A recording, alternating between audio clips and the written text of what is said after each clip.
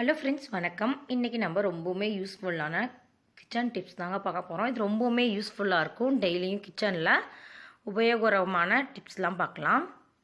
இப்போ தான் சேனலை ஃபஸ்ட் டைம் பார்க்குறீங்கன்னா சப்ஸ்கிரைப் பண்ணிக்கோங்க. பக்கத்தில் இருக்க பெல் ஐக்கான் நோட்டிஃபிகேஷன்லாம் ஆளுங்கிறதையும் கிளிக் பண்ணி வச்சுக்கோங்க.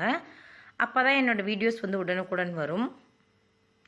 இன்றைக்கி நம்ம ஒரு 12 டிப்ஸ் பார்க்க போகிறோம். இந்த டிப்ஸ் எல்லாமே ரொம்பவுமே யூஸ்ஃபுல்லாக இருக்குங்க. ரொம்ப யூஸ்ஃபுல்லான டெய்லியுமே நம்ம கிச்சனில் பயன்படக்கூடிய டிப்ஸ் தான் பார்க்கலாம். 12 விதமான டிப்ஸ் இருக்குது. ஃபஸ்ட்டு டிப் பார்க்க போகிறோம். ஃபஸ்ட்டு டிப் பார்த்தீங்கன்னா, ஆனியன் வாங்கும்போது சரி, வெங்காயம் நம்ம இந்த மாதிரி உருளையாக இருக்கிறது தான் வாங்கணும். இந்த மாதிரி கொஞ்சம் நீளமாக இருக்கிறது வாங்க வேண்டாம். அது கொஞ்சம் கட் பண்ணும் போது வேஸ்ட் ஆகும். சில இதில் நாம்பளாக எடுத்துக்கலாம் கடைகளில். இப்போ விலையும் அதிகமாக விற்கிது. அவங்களே போட்டாங்கன்னா கொஞ்சம் அந்த மாதிரி தான் கிடைக்கும். ஸோ அது நம்மளுக்கு தான் வேஸ்ட் ஆகும். நாம்பளே எடுக்கும்போது பார்த்து நல்லா நம்ம எடுத்துக்கலாம். அதனால் நம்மளுக்கு இது வேஸ்ட் ஆகாது. இந்த மாதிரி பகுதி இருக்கிறது வாங்கும்போது கொஞ்சமாக மட்டும் தான் வேஸ்ட் ஆகும். இந்த மாதிரி கொஞ்சம் நீளமாக இருக்கும்போது கொஞ்சம் அதிகமாக வேஸ்ட் ஆகும். டிப் நம்பர் 2, இந்த மாதிரி ஒரு ஸ்போர்க்கு ஒரு ஸ்பூன் எடுத்துக்கோங்க. அப்படி இல்லைன்னா 2 ஸ்பூன், அப்படி இல்லைன்னா 2 ஸ்போர்க், எது இருக்கோ எடுத்துக்கோங்க. எடுத்துகிட்டு 2 இப்படி வச்சுக்கோங்க. இந்த இடத்துல ஜாயின் பண்ணுற மாதிரி அது 2ஐயும் ஒரு லப்பர் பேண்ட் வச்சு நல்லா டைட்டாக, எந்த அளவுக்கு டைட்டாக ரேப் பண்ண முடியுமோ அந்த அளவுக்கு ரேப் பண்ணிக்கோங்க. இந்த டிப் நம்மளுக்கு கொஞ்சம் யூஸ்ஃபுல்லாகவே இருக்கும். இப்போ நம்ம ஃபிஷ் இந்த மாதிரிலாம் செய்யும்போது இடுக்கி பெரிய இடுக்கி இருக்குது, குட்டியாக வேணுங்கிற போது இதை வச்சு நம்ம யூஸ் பண்ணிக்கலாம். இது நம்மளுக்கு இடுக்கி மாதிரி யூஸாக இருக்கும். இப்படி நம்ம அதில் ஓப்பன் பண்ணிவிட்டு நம்ம எது வேணுமோ அந்த இடத்துல இது பண்ணிக்கலாம். கரெக்டாக நல்லா நம்ம டைட்டாக மட்டும் ரேப் பண்ணிட்டா போதும். நல்லா டைட்டாக அந்த ஏர் பேண்ட் இருக்கிற மாதிரி போட்டுக்கோங்க. அப்போ தான் நம்மளுக்கு பிரியாமல் இருக்கும், கரெக்டாக வரும். இந்த டிப் ரொம்பவுமே யூஸ்ஃபுல்லாக இருக்கும். இது டக்குன்னு நம்ம திருப்பி போடுறதுக்கு கூட யூஸ் பண்ணிக்கலாம். சப்பாத்திலாம் திருப்பி போடுறதுக்கு கூட யூஸ் பண்ணலாம். கண்டிப்பாக இந்த டிப் உங்களுக்கு பிடிச்சிருக்குன்ட்டு நினைக்கிறேன். இந்த டிப்பு கண்டிப்பாக ட்ரை பண்ணி பாருங்கள். டிப் நம்பர் 3 பார்த்துடலாம். இந்த மாதிரி ஆயில் கவர்லாம் வச்சுருப்போம். ஆயில் கவர்லாம் நம்ம தூக்கி போட்டுருவோம்.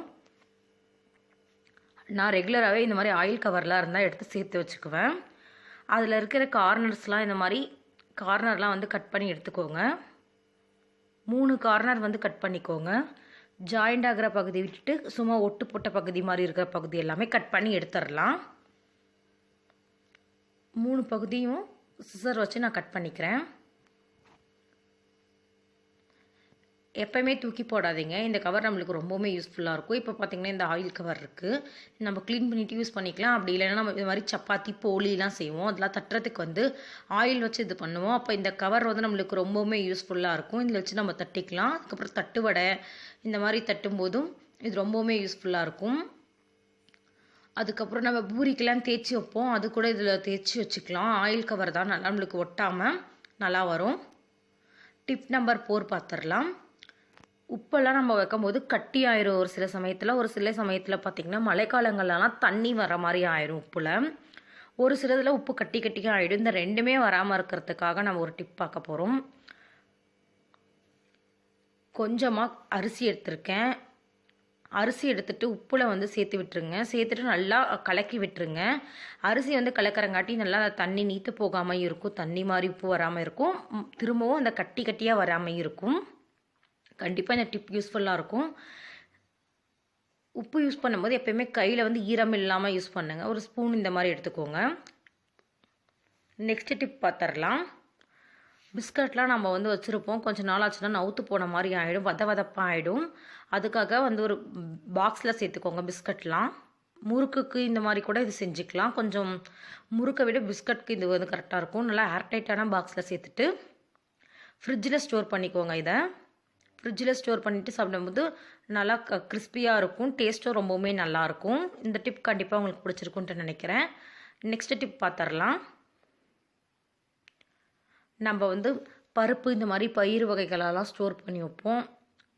அதில் பூச்சி வண்டு இந்த மாதிரி வராமல் இருக்கிறதுக்காக என்ன பண்ணலான்ட்டு பார்க்கலாம். நல்லா ஃபஸ்ட்டு வெயிலில் காய வச்சு எடுத்து வச்சுக்கோங்க. எந்த ஒரு பொருளாக இருந்தாலும் ரொம்ப நாள் ரொம்ப அதிகமாக ஸ்டோர் பண்ணும்போது ஒரு சில சமயத்தில் பூச்சிலாம் வந்துடும். அதுக்காக இந்த மாதிரி பிரிஞ்சியில் வச்சுருக்கேன், பிரியாணியில். அதை 1 போட்டு ஸ்டோர் பண்ணிக்கலாம். கொஞ்சமாக இருக்கங்காட்டி அதிகமாக இருந்தால் 2-3 போட்டு ஸ்டோர் பண்ணிக்கோங்க. இந்த மாதிரி செய்யங்காட்டி ஒரு வண்டு பூச்சிலாம் வராமல் இருக்கும். இந்த டிப் அடுத்த டிப் பார்த்துடலாம். Tip number 7. நம்ம இது போல் மசாலா ஐட்டம்ஸ்லாம் யூஸ் பண்ணிவிட்டு அப்படியே வச்சுருவோம் ஓப்பனாக. அது வந்து அப்படியே கீழெல்லாம் விழுகும். அப்படியே பாட்டிலில் சேவ் பண்ணி வச்சாலும் அப்படி இருக்கும். ஒரு கத்தி வந்து கொஞ்சம் சூடு பண்ணிக்கோங்க. ரொம்பவுமே நல்லா சூடு பண்ண வேண்டாம். லைட்டாக சூடு பண்ணிவிட்டு இது போல் ஒரு சீல் மாதிரி வச்சு தேய்ச்சி விடுங்க. ரொம்பவுமே டார்க்காக நம்ம சூடு பண்ணிட்டோம்னா இந்த வந்து கட் ஆகிடும். அப்படியே இந்த பேப்பர் கட் ஆகிடும். இது வந்து ஒரு சீல் மாதிரி நம்மளுக்கு கவர் ஆகிருக்கு. இந்த டிப் கண்டிப்பாக யூஸ்ஃபுல்லாக இருக்கும். இது ஃபாலோ பண்ணி பாருங்கள். ரொம்பவுமே ஆனால் கத்தி சூடாக இருக்கக்கூடாது. நெக்ஸ்ட் டிப் பார்த்துடலாம். இது போல் மசாலா பொருட்கள்லாம் வீட்டில் வந்து நம்ம அரைச்சி ஸ்டோர் பண்ணி வைப்போம். கொஞ்சமாக அரைச்சாலும் சரி, நிறையா அரைச்சாலும் சரி, அதுக்கு தகுந்த மாதிரி நம்ம ஸ்டோர் பண்ணுவோம். அதோட கலர், அதுக்கப்புறம் அதில் பூச்சி இதெல்லாம் வராமல் இருக்கிறதுக்காக கொஞ்சமாக உப்பு சேர்த்துக்கோங்க. உப்பு சேர்த்துட்டு நல்லா கலந்து விட்டுறணும். நல்லா கலந்து விட்டு வச்சுக்கோங்க. இது எல்லா மசாலாவுக்குமே கரெக்டாக பண்ணிக்கலாம் இந்த மெத்தடில். நம்ம ரெசிபி செய்யும்போது கொஞ்சமாக உப்பு பார்த்துட்டு சேர்த்தா போதும். ஏன்னா இதில் நம்ம உப்பு சேர்த்துருக்கங்காட்டி சேம் அந்த கலர், மசாலாவோட கலர் எல்லாமே அப்படியே இருக்கும், சுவை மாறாமல். புதுசு எப்போ ரசமோ அதே போல் புதுசு போல் இருக்கும். இந்த டிப் கண்டிப்பாக ஃபாலோ பண்ணி பாருங்கள். நெக்ஸ்ட் டிப் பார்த்துடலாம். நெக்ஸ்ட் டிப் வந்து ஆனியன் வச்சு தான் பார்க்க போகிறோம். வெங்காயம் வந்து பார்த்திங்கன்னா உரிக்கும் போது நல்லா கண்ணில் வந்து தண்ணிலாம் வரும், எரிச்சலாக இருக்கும் ஒரு சில வெங்காயம்லாம். அதுக்காக நீங்கள் எப்போ வெங்காயம் உளிச்சிங்கனாலும் அந்த 2 மேலே இருக்கிற கீழே இருக்கிற பகுதியை கட் பண்ணிடுங்க. கட் பண்ணிவிட்டு பக்கத்தில் ஒரு பாக்ஸில் தண்ணி வச்சுக்கோங்க, ஒரு பாத்திரத்தில். அந்த தண்ணி வச்சுருக்கங்காட்டி நம்மளுக்கு கண்ணிலேருந்து வர அந்த எரிச்சல் தண்ணி வந்து குறையும், வராமல் இருக்கும். நெக்ஸ்ட் டிப் வந்து தேங்காய் வச்சு தான் பார்க்க போகிறோம். தேங்காய் வந்து ஒரு சில சமயங்களில் எடுக்கும்போது ரொம்பவுமே ஹார்டாக இருக்கும். கத்தி வச்சு நம்மளுக்கு எடுக்கவே வராது. அதுக்காக நல்லா ஸ்டவ்வில் வச்சுக்கோங்க. வச்சுட்டு ஹை ஃப்ளேம் ஒன்றா லோ ஃப்ளேம். லோ ஃப்ளேம்னால் கொஞ்சம் அதிகமாக வைக்கணும். ஹை ஃப்ளேம்னால் இந்த மாதிரி டக்குன்ட்டு வச்சுட்டு ரொம்ப நேரம்லாம் வைக்கணுன்ட்டு இல்லை, கொஞ்சம் செகண்ட் வச்சாவே போதும்.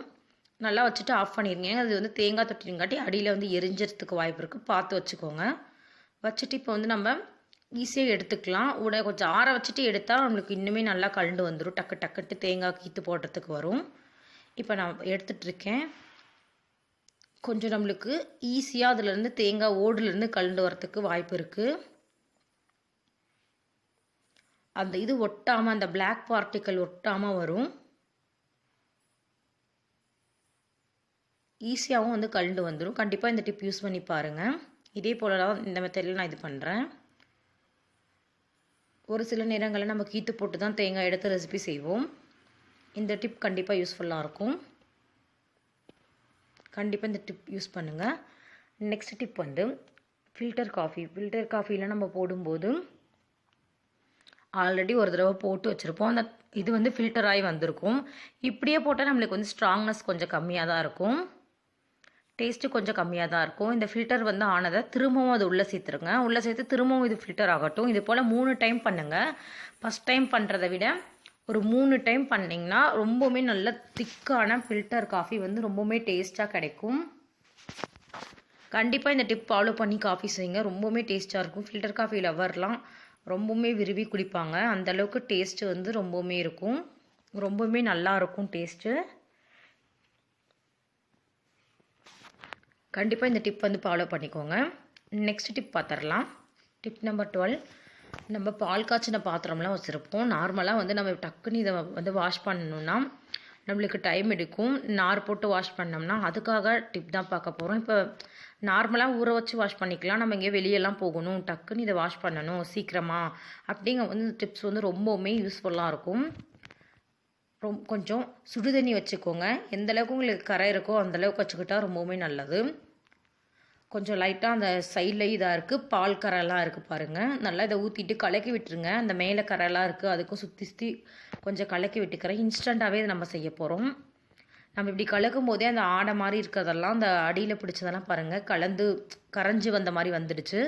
ஒரு ஸ்பூன் வச்சுட்டு இப்படி சுரண்டி விட்டுக்கலாம். அந்த பால் அடி பிடிச்ச மாதிரி இருக்க அந்த பால் கரை எல்லாமே கலண்டு வந்துடும். நல்லா ஒரு ஸ்பூன் வச்சுட்டு நல்லா ஒரு தடவை சுற்றி எடுத்து விட்டுக்கோங்க. இதே போல்